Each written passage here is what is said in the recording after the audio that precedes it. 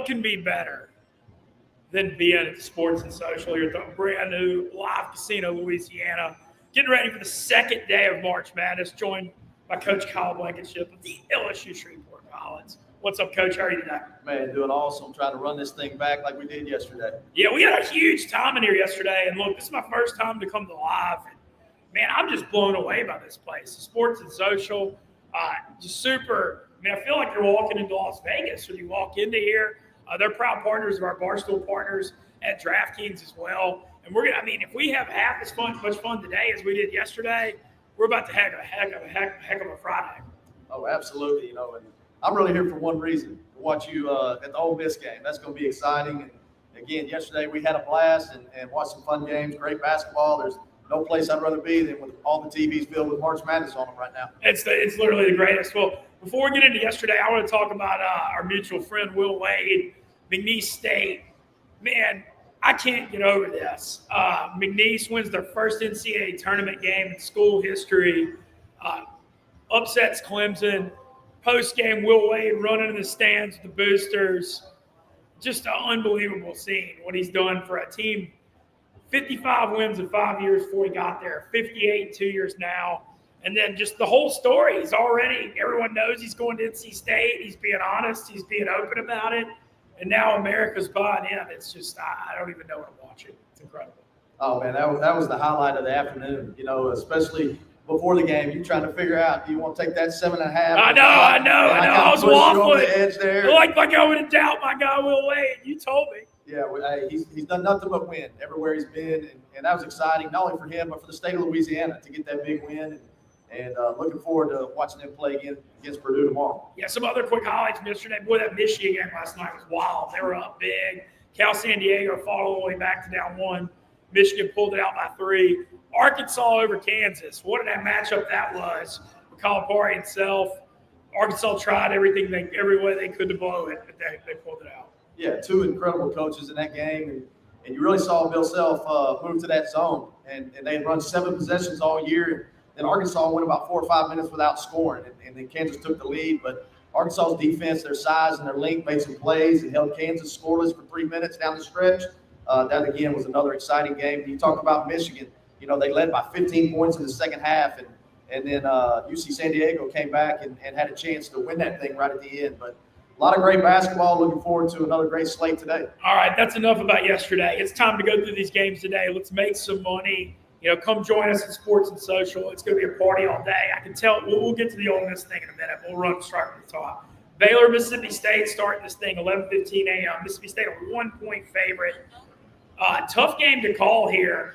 Back in the SEC yesterday, Arkansas had a big win, but Georgia got blown out. Missouri got beat by Drake. I do think the SEC was obviously a really strong and deep league, but 14 teams seems like a lot. Mississippi State, Josh Hubbard can fill it up. Baylor, been up and down this year. I like Edgecombe, that freshman. Well, what do you think about this one? I lean towards Baylor on this. Baylor's got an experience advantage. They've got a lot of guys that have played in this tournament. They've got guys that have won in the tournament. They've been 6 consecutive years. Mississippi State's been 3 straight years. They have got a great team, defensive-minded. As you mentioned, Hubbard can really fill it up. But I think that we'll see Baylor come out on top, and I think Vegas now has that as a pick. Yeah, that one's going to be really fun to start. Next up, Alabama starting their tournament run 11:40 today, 21.5 over Robert Morris. Does Robert Morris have any chance? I don't think they have a chance at all. I think Alabama scores it too well. They're going to put up a lot of points on the board, and if I had to pick that one, I would say they would cover that 21. Yeah, the thing with Bama, too, they can just score. Like, when you're laying those big spreads, you got to have teams that can score a lot. Bama's going to put up 80 or 90, so that makes me feel a little more confident. Iowa State, the 3 seed, their top guard out for the tournament with a groin injury. They're fair about 14.5 over Lipscomb. Lipscomb's pretty good. They're not bad. No, a lot of times when you see these teams that win their tournament to get in, they come in riding high. But Iowa State, throughout the course of the year, I think the Big 12 has been a little underrated. But losing their best player, it might not hurt them in this first round. It will as they carry on, but still got Iowa State this one today. Yeah, all right. This is the one I really want to talk about. Mountain West is like, I don't know. Every year in the tourney they struggle. But then, San Diego State made a championship a couple years ago, so you can't forget that. Colorado State's 12 seed favored by 1 over 5 seed Memphis. Nick Clifford at Colorado State, star player. They've been red hot coming in. They won the Mountain West tournament. Wild to see them favored over a Memphis team that won the American. I feel like I might be just taking the bait, but, man, I'm taking Memphis here. I don't know. Maybe. I'm actually with you on that. Yeah. I think they're athletic. If Memphis can rekindle what they did early in the year, they had wins over Missouri, UConn, Michigan State. Killed Ole Miss. And then lost to Auburn. Yeah, you talk about Ole Miss. They beat Clemson. A lot of big wins on their schedule early in the year. I think the AAC was down. That's why they only got one team in the tournament this year. But, Memphis, again, just well-coached team. I think that, it's kind of one of those lines that what does Vegas know? Colorado State has been playing really well, but I'm with you on Memphis on this one. Yeah, I'm going to go Memphis. That's my favorite pick of the early games. Duke, 32.5 over Mount St. Mary's. It's like these 116 games are really isn't a lot to say. Duke's going to kill them. Is Flag going to go today, you think? I would sit him. I would too. Yeah. This one is one that they probably got the bag pretty easily. Not sure on that 32 spread. That's a lot. It's hard to pick on those one seeds when you have that big of a number. But, again, Duke's going to roll in this one today. All right, St. Mary's Vandy is interesting. I feel like every year people are hyping St. Mary's to make a run. They've been a little disappointing in the tourney. Vandy kind of snuck in. Had a good year, though. Mark Byington, I mean, that program is a mess under Jerry Stackhouse for 5 years. He comes in and gets them in the tournament year one. Got to give him a ton of credit coming over from James Madison. I have a strong opinion on under 136.5 here, or 135.5. I've watched a lot of St. Mary's games, that slower tempo. And then Vandy, I feel like benefits a lot from their weird home court, and I don't feel like they travel as well sometimes. Yeah, St. Mary's is going to try to control the pace on that. Their defense is very stingy, one of the best in the country. But they're a really good basketball team. Having beat Gonzaga this year, and those two teams, you already saw Gonzaga with a big win yesterday over an SEC team. I think that probably gives St. Mary's a little more confidence coming into today. I would go with St. Mary's on that, but I do like your under pick as well. I just don't really believe in Vandy. I hate to say it. All right. It's going to get wild in here at 3:05 or whenever this game starts. It starts up there, Iowa State, Lipscomb, North Carolina, and Ole Miss. I mean, what a school matchup. They haven't played since 1935. They've only played 2 times ever. Carolina's red hot. Kind of a scary story. They got the last bid in the tourney, and then they came out. They look good in the ACC tourney.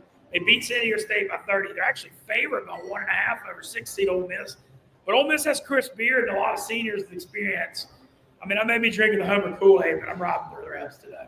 I don't think you're drinking it. I had the opportunity to watch Ole Miss come and play at LSU Shreveport against Houston. Yo, you got to see Ole Miss and Houston in scrimmage. Close scrimmage in October.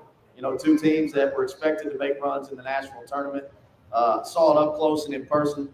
Chris Beard is elite at what he does. He's always won everywhere at every level. I think that's going to be the advantage of this game, that they've got the advantage on that sideline. And again, Ole Miss playing in that strong SEC and having a great season. I think some people are just giving North Carolina a little too much credit for what they did on last Tuesday night. You got to remember, like you said, they were the last team in the field. A lot of people thought they shouldn't be there. I'm rolling with you and Ole Miss, and again, that's why I'm here today, to watch you pump and center during that contest. Yeah, come join us. I'm telling y'all, 3:05 today if you don't have plans. Sports and Social is going to be nuts for Ole Miss, North Carolina. All right, this next game is interesting to me. We've got our Experian Bracket Busters Challenge, and we've got so we do a draft for the 9 through 16 seeds at Barstool. It's a 32-team draft, and whoever gets the farthest gets to split a $40K prize. Me, Stephen Shea, and Megan got Grand Canyon with the 22nd pick. Bryce Drew, seen the March Magic before, made the second round last year against Bama. Do they have a shot against Maryland? I like that Maryland to Crab 5. They're only 6-7 deep, but they're good. I think they do have a shot. We talked about it throughout the course of this broadcast here today, that winners win. And Bryce Drew, that's all he's done. He won as a player and hit that famous shot. He did it as a coach last year, making it to the Sweet 16. This is a group that knows how to win in the tournament. They're getting 10 points. I love that. But you got them to win in advance for your little pool. And so we're going to cheer them on today. I think it's a great matchup, and I would love to watch that game later. Yeah, Grand Canyon's really built something. Florida's – I don't have much to have. Florida should – like we said, the 116 game, not all to say. Florida's going to kill Norfolk State. Yeah, best team in the tournament right now, coming in hot. Number 1 overall seed, going to be an easy one for the Gators today. This one I want to ask you about, because I know you know some people over at Troy. Troy plus 11.5, a little bit of a low number against Kentucky. Lamont Butler, the former San Diego State point guard, who's had a lot of shoulder injuries, going to try to go for Kentucky. Kentucky looked really vulnerable down the stretch. I know they have 10 quad one wins, but I don't know. I mean, Troy, I think they have a shot here. Yeah, Troy's a team that forces a lot of turnovers, and they get a bunch of offensive rebounds, and that's a recipe to win in March. And so, Larry Cordero, the former head coach at LSUA, he is operations guy there at Troy. Scott Cross has done a tremendous job throughout the course of his career. He's always won everywhere. I think that game's going to be a lot closer than you think. I do think Kentucky will pull it out, but I do like Troy on the spread there. Yeah, 11.5 slot. Fun one here. Rick Pitino's son, Richard, taking on Shaka Smart, Marquette 4.5. I'm kind of at a point where I'm just a Mountain West hater, and I just go against the Mountain West. Yeah, that was probably going to be a good game. And Pitino does have a little inside track that his dad did just play them and beat them. So he got that inside scouting report on it. Going to be a fun matchup. That is interesting. I'd keep an eye on that to see if they got any inside tips on how to beat Marquette. Yeah, plus 4.5, not a bad spread. Arizona, Akron. Akron coming out of the MAC, had a really, really good year. A lot of people like them. They're getting 14.5 is kind of a big number here. Do they have any shot? I don't think so. I think Arizona is really good, really talented. May have underperformed at some point throughout. Guys that have played the national championship games. Caleb Love, their coach has tremendous tournament experience when he was at Gonzaga as an assistant, and he does a great job. And I think Arizona's going to roll in that game today. Oklahoma, UConn, 9-8 game. Oklahoma, another one of the back-end SEC teams that got in there. This is a game on the surface. It kind of reminds me of the Gonzaga-Georgia spread yesterday. Gonzaga came out. It was 28-3. A lot of people are wanting that UConn-Florida second-round game so bad. Can't overlook it. I mean, Oklahoma played a little better on the stretch, though. They won at Texas.